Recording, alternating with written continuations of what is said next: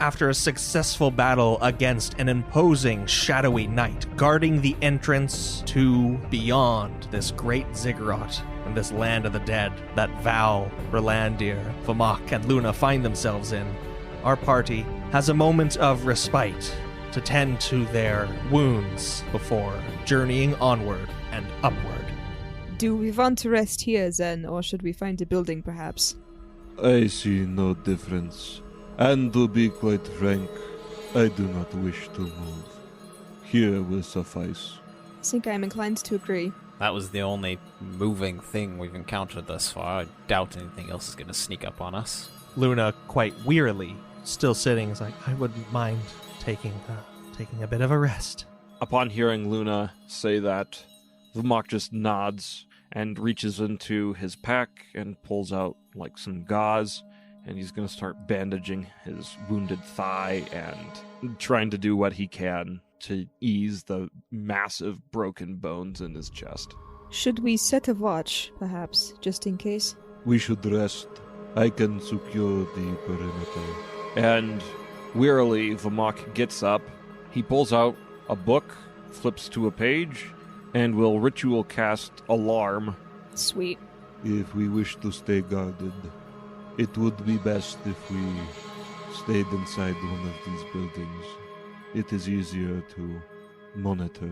I'm fine with that. You hear a slight snore coming from Rolandir, who is already asleep. I could fabricate us somewhere safe to stay. No, it is quite all right. You should not expend your energy. I will do what I can. And, I guess, I can cast this as a ritual. And you can cast it on an area, so like if anyone comes within the area. Yeah. So Vamok's just going to spend a bit of time then, kind of forming a perimeter. Because now, when you cast things as ritual spells, they don't expend spell slots. Correct. Okay, perfect. Well, if it lasts 8 hours, then I'll just spend a couple of minutes and cast it a couple of times, since it doesn't require concentration. And just form a nice perimeter. As you lay down a nice perimeter of alarms, everyone is able to have an easier rest, so to say, at the base of the ziggurat. Time passes, or does it? For as you wake up, 8 or so hours later, the sun is in the exact same position as it was before. You've regained all your spell slots, all your hit points. If you have minor wounds, they are gone. And if you had major wounds, they are now minor wounds. Do we get new conditions for that, or no? You get modified conditions. So what were the conditions you had? I had double damage and no concentration spells. With your head wound, that will be completely healed. With your double damage taken, you will now only have a quarter damage added. Okay. Vamok had half speed from the minor, and he had double damage from the major. Minor is gone completely, and again, it's plus a quarter. Gotcha. And Rolandir is fully healed, and Luna just has a minor wound. Can Val, check in with Luna as they wake up and just say, two things. Are you all right? Yes, I'll be fine. Thank you for saving my life. Well, we need you. We need you. Yes, we all need each other. Luna gives a sheepish smile and a nod and looks toward the ziggurat and says, well, it's quite a ways. We may as well begin now. Before we are off, allow me to renew the marks that I have given you. And Vamok goes one by one to Rolandir, Luna, and Val, gives them another death ward, and then he's going to rest for 5 minutes, and then he's going to give himself a death ward. And now he is ready to go. Everyone starts trekking up the ziggurat. Yeah. Indeed. It's only a mile or so, but it is a climb, and it takes you half hour, 40 minutes to get to the top. It's quite exhausting. They're large steps. Almost normal for Vamok, but still oversized. And as you reach the top, you see a facade carved into the stone. These great pillars and this elaborate architecture, similar to, Petra? We have Petra here as well. Yes. Like that. Just carved right, embossed into the face of the rock. And a massive stone door lies slightly ajar. Well, shall we take a look inside? I suppose. If we have already defeated the guardian of this place, with any luck, that will be the worst this has to offer. But I would not hold my breath. I think we should probably stop saying that, yeah. Every time we talk about how the universe cannot get worse, it does somehow, so... Well, eventually we have to be right. I don't know that that's true. And Relander goes and he's gonna peek his head into this large door that's cracked open. It's just pitch blackness, but on the other side, the little light that does seep through this crack illuminates the walls and the floor, which seem to be natural stone. A cave that seems to actually quickly narrow and then extend an unseeable amount into the darkness beyond. Only blackness, so I say let's get some light and press onward. Val will cast light on the crystal on top of his staff. Relander will also cast light on his sword, and he's going to carry it in the back. I was like, how can you do that? You're an Azamar. I forgot. Well, Vamok's not going to cast light. He is going to follow the other people that are. Do you want to, like, one of us at the front, one of us at the back? Doesn't matter. Vamok can actually see, like, in the dark, so it's not a huge deal. Oh, okay. Oh, is that what one of his eyes does? That actually is what one of his eyes does. Does he have to close one eye to do it? Yeah, he has an eye patch that he alternates. So, like, when it gets dark out, he'll, like, switch the eye patch and be like, I'm in my element. After he imbues his sword with light, Rolandir, speaking to Val, says, "Why don't you take the lead us through, and I'll watch our back." Sounds like a plan. And Val will sort of carefully, observantly head towards the front of the party. Luna will be right behind Val, and then I assume Vamok will be behind Luna. Vamok will follow behind Luna. As Vamok, Val, Luna, and Rolandir make their way through this tunnel, you start to hear the distant sounds of ocean waves crashing upon rock, reverberating against this glistening stone that you pass. And it's even a little easy to lose your footing sometimes, as it is slippery and wet beneath your feet. As you continue this trek, your lights are increasingly unnecessary, for as you go further and further, a soft daylight hue begins to overwhelm the darkness in these caverns. And emerging on the other side, coming out of the caves atop a large, blackened cliff, you are greeted to an expansive sight of an enormous body of water and a infinitely long coastline stretching off in either direction, bordered by these jagged cliffs on your side. Down on the gray beaches below are the remains of 1,000 ships. Their hulls, their masts, sails, even everything that you can imagine, just packed and shattered upon this beach. There does seem to be something on the other side of the water, but it's so lost in fog and haze and this bluish hue of light that spreads over everything that it's impossible to tell exactly what kind of landmass that is. As Luna steps to the edge of the cliff and reaches her hand outward, palm facing up, a droplet of rain falls into it as a light drizzle begins pattering down all around you. Does anyone else see something beyond the ocean? I do, yeah. Should I attempt to locate Cad again? Perhaps it would be best. We don't want to go too far into this rabbit hole. Okay, I'll do the same thing I did yesterday with intent. Kind of reverse trace this message. Yeah. Are you going to send a message or just do the trace? Actually, you know what? I'll try sending again just to see what happens. I'll say the same thing that I did, just... This is an associate of Luna's. Can you hear me? And you receive back, "You are Elvaret." Oh, progress. Does that hurt me? Yes. Okay. Everything hurts. Everything hurts me. Do I take double damage from drawing on my own essence? Not double. I guess 1.25 damage. Yes, you will.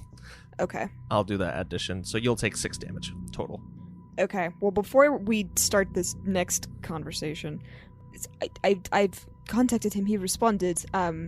We should make the best use of our next message to him. Can you find out where he is? I can ask. Yeah, that can be part of it. Is there anything else we want to say?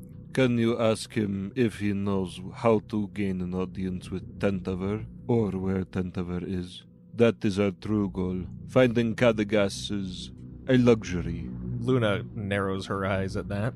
And perhaps, if possible, you can ask if there are any other dangers that we should be aware of. Sorry, now I'm gonna maximize my words here. All 25. Okay, I'm at 17 words. Is there anything else we want to squeeze in here? Or are we satisfied? Would you like some teriyaki beef jerky?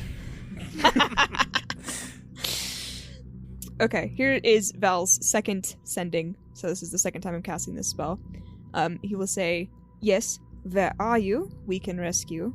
Where is Tentaver? What dangers should we be aware of? You receive back, I'm safe, I believe. For now, at least. If you're looking for Tentaver, then you're in the right place. Is there a reason your words... And then it stops. Oh my gosh. And then, 10 seconds later, you receive a message. Oh, I understand. I'm along the beach. Somewhere. I don't know where exactly. But I've made camp. Please, find me. You brought me here. Ooh, interesting. I will relay that. Tell him to send a fireball into the sky like a flare so we know where to find him. This is a long frickin' beach. It is a long beach. I'm gonna try to trace him through the message. Okay. Intent away. My intent rolls suck. It's a 19 on my D20, Oof. but a 45 on my D100. That will be 13 points of damage, and you are unable to ascertain a direct trace. It seems that between the left and the right, you should go right, but that's as close as you get. I'll take it. Yeah, that's really all we need. There's two directions. Yeah, I think Val reels a little bit from this internal damage he's taking, and just sort of nods in the direction of the right. He'll be down the beach somewhere that way. All right. Good enough for me, then. We'll just keep on walking until we find his camp. And Rolandir takes the charge. All right. All of you roll a d20 for me. Uh-oh. 7. 10. 17. And Luna's is 4. So, that is a total of 38. That is how many days it will take to find Cadagas. Oh! So Okay. rolling low was good. Well, on the bright side, we are in tip-top condition for... I don't know about that. well, if Reese has given us some healing and maybe some intent or something, and we're taking a bunch of long rests, walking for 38 frickin' days. Actually, can I re-roll? Did I say 17? I meant to say 2.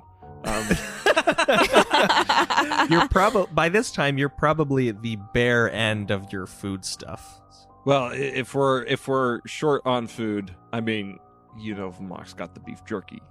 And technically Vamok doesn't actually need to eat. So he's a monk too. So he'll share his food if others need it. Well, yeah, if everyone has 10 days of rations, I think that's the norm. 38 days is kind of a long time. Can Rolandir create food and water? Yeah, I don't have it prepared, at least. Well, you can change that. We have 38 days for you to choose to feed us, Reese. I said Reese on purpose that time. You dig a little ways into your rations, but as you start to realize that this journey is going to take longer than expected, Rolandir then prepares that spell and begins feeding you all with bland but nourishing food. Probably early on this, either on the first or second day, honestly, Rolandir catches up with Luna, whatever she was doing as they're walking. And he just says, so this mentor of yours, I don't think you've really told us much about him. How did you two meet? What was he like? Why, honestly, was he drawn to you in the first place to take you on? Val is also interested in this conversation. Can he sort of pick up the pace or fall back to join it? Yeah. Who knows on what day this takes place? What does time even mean here? Because the sun never shifts. But Luna, after Rolandir asks this question, she looks up at him and she says, he was an elfkin. I think I mentioned I was living in Bastion for, all of my life before now. It's where I grew up, on the streets, among many other of the urchins and orphans of that vast city. Cad found me one day after I had exhibited some kind of ability in defending myself, as was all too often in those times. How old were you when you first realized this power? Maybe 12, 13. It's only been a short number of years since then, so... But he began to train me in intent and teach me Kinlish. One question, actually, before we get too far. In Elfkin, in Bastion, what was he doing there? Looking for me. I mean, at the time, the war was, and it still is, raging on in that region. The last Godborn of Sereth had passed not too long before that, and after this ability of mine, Cad believed me to be the next one. However, following an incident in which I demolished a few city blocks, unintentionally, of course, as that was when my power from Sereth manifested, he caught on that I was not Godborn, but godless, as the humans call it. I was still in the dark about that truth, but he continued to train me to hone my power and to control it, until, of course, the Magisters came and began to interfere, and well, it all went downhill after that, and it ended in his death and my running away. He certainly sounds like a brave man, after knowing the power that you wielded to still then continue on. He sought to end the war. I never knew the intricacies of what he believed, but I knew that was his goal. And would he favor this end of the war towards the kin? I couldn't say. He never showed any disregard for humans, as I've heard most kin exhibit. She kind of just glances toward Val. They do. I am an odd one out, most certainly. Do you think that what we are doing will end the war between humans and kin? Reviving Cat? No, but he can help. Perhaps he could. But I do not have much faith in people. I do not mean Kadagas. Surely he is a great wielder of intent. I'd say so. But we end this war, and a new one starts again. We kill the gods, more take their place. It is the nature of things. Do you not feel a certain sense of futility?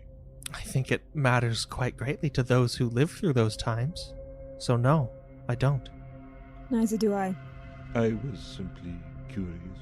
You and I have spoken on this topic before, Vermark. I have spoken of many things, and I have thought of a great many things. Somehow, it feels hard for me to care. True, we could improve, perhaps, the lives of those around us. Some will live longer than others. But in the end, all things die. In the end, we end one conflict, and our children start another, and the cycle continues again and again. Perhaps it would be best if everything were to end, and all conflict were gone. Oh, I refuse to be so fatalistic. You choose to believe what you will. It is of no importance to me. To be perfectly frank, Vermark, I am not asking you to care. Nor was I offering it. Just don't get in our way. If you would like to be an ally, you are more than welcome. I think you misunderstand. We are all on the same team here. I do not intend to do anything counterproductive to our goals. I am simply asking what your opinion on things is. It is simple conversation. Nothing more. And you are a wonderful conversationalist, Vermark. Just truly spectacular. I have nothing against anybody here. Or anybody of Egadon, or even against the gods. I simply seek to understand where your loyalties lie, what the end goal is, so I may make more informed decisions in the future. Please do not read too deeply into this. Questions must be asked. There is no reason to fear something simply because it sounds impolite or perhaps is uncomfortable. Yes, well, with all of this heavy conversation, it's at times like this that I do miss having Mick around to lighten our spirits with a little ditty. Wonder what they're all doing. Do you think they're even having time pass back in the inn? Is time passing here? I don't know that we have any way to know. It's true. Anyways, we've been walking for quite some time today. I think it's probably good enough to settle down and take a rest. As you all come across a overturned hull of a long ship, settling in for the quote-unquote night, building a little fire, creating some food and water, nourishing yourselves, and lying down for bed, you get in another long rest as another day passes by in your journey.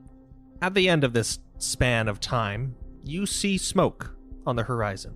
Little wisping thing, as if from a campfire or sorts. And as you approach maybe midday, at least according to your reckoning of time from when you woke up, you see that the beach has a small incline up to a field of sorts. Not populated with grass or brush or anything, still as barren and rocky as the sandy beaches and the dark waters beyond. But there seems to be a small pier, a dock, really, out of rotting wood that's maybe only a quarter of what it used to be. And sitting near that pier is an elfkin man, gray robes draped atop him, a small campfire to the side where a pot of water boils atop it. Am I just going crazy from the days we've been walking, or does everyone else see the elfkin standing a ways off? I was about to ask the same thing. Yes, I see him. Luna has stopped in her tracks. And Rolandir takes a few steps back, because he'd kind of been walking as he was looking at this. Luna, is that Katagas? She's covering her mouth and has tears streaming down her face. By her reaction, I would say it is. Would you like to go to him? Why don't you go introduce us? Of course. Of course. Luna picks up the pace and comes to an abrupt stop, maybe 10 feet away from this elfkin, who watches you all approach but doesn't stir otherwise. Or rather, he is stirring. You see his finger lazily off to the side, directing a spoon within the pot.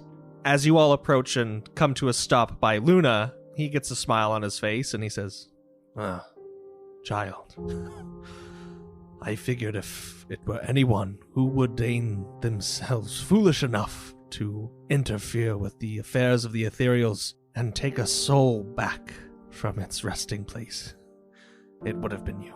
And Luna gives a curt bow and she says, holding back a sob, Master, it is good to see you again. And then he clicks his finger in the air and you hear a little tink, tink, tink as the spoon taps the edge of this pot. And then out of seemingly thin air, he weaves 5 cups out of metal and wood and then empties this pot into each one. And these little teacups float down and gently rest in the air in front of you all. Does he appear to be having any sort of negative effect on him when he does this, similar to what happens to us when we try to use Intenter magic? No. Val will take a cup. He is delighted by some familiarity of both comfort and culture. After having wandered with these uncultured swine. Not that you guys are uncultured, just that Val comes from like a semi-important noble family.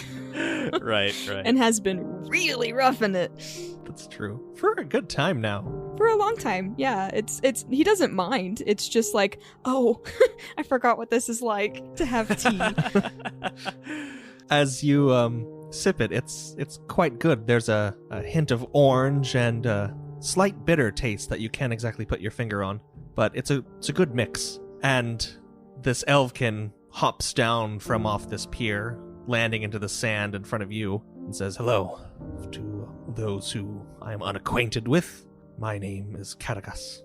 I'm sure we are quite a sight for someone who's been gone as long as you are, but truly it is a pleasure to meet you. My name is Rolandir. And I am Vamak. Thank you for the tea. I am Val, miss. A human, an elveret, and something not of a race I've laid eyes on before. You have interesting associates, as they called themselves, Luna. And Luna still in this bow. It's not like all the way down, but it's she isn't like raising her head to look at him, and she says, "They are friends and have proven their use time and time again." And Kadagast takes a little sip of his tea and is like, "Yes, we'll see." Especially, and gesturing around to just the expanse of nothing. "We'll see how useful we all are here." I didn't quite expect it, to be honest. I was quite content being everything and nothing in the void. And then suddenly, here I was again, on the shores of Tentaver's domain. Somewhere I never thought I'd be, but alas. I assume then you all have tried to draw our good Ethereal's gaze. Am I incorrect? That was the intention behind it, yeah. Is Luna still bowing? Like, is she still... A little bit, yes. Can Val sort of, like, put a hand on her shoulder to be like, relax? Yeah, and she does loosen up and stand up straight again. And you can see that her eyes are just red and puffy and tears are streaming down her face, but she is keeping her composure as she looks up at Cad. Val will pass her one of the floating cups of tea. She takes it. Well, it was just sitting in front of her. You kind of just nudge it toward her. Yeah, just like gently scoot it through the air closer to her hands. She'll take it and sip and smile.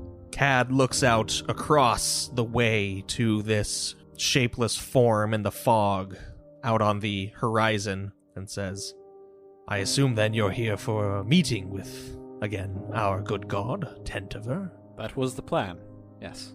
"Well then, a couple of you look like you have a bit of muscle on you. Why don't you come up here and help me?" And Rolandir hops up. As does Vomak. Valis just rolls his eyes. This is every time we meet someone new. Hey, And- you want to arm wrestle? You know I'm a godborn mother effer. Let's do this thing. You want muscle? I'll show you muscle. As you follow Cad back atop the pier, he leans down and you notice for the first time now at the end of this pier, there's a sort of wheel mechanism that has a chain inside of it. And he leans down and starts pulling this chain out of the water and winding it along the wheel. He says, "Come on, grab hold." Rolandir does so. As does Vomak. Do you want to both of you do some strength checks for me? 14 for Rolandir. Vomak rolled an 11. As you pull on this chain, it grows more and more taut as it starts to rise out of the water, further and further away. Eventually, emerging from the fog, you see a small raft, at least big enough to fit all of you, guided along this chain that comes to a gentle stop at the edge of this pier. Cad looks to each of you in turn, gestures to the raft, and says, "Well then, why hesitate? Our lord awaits."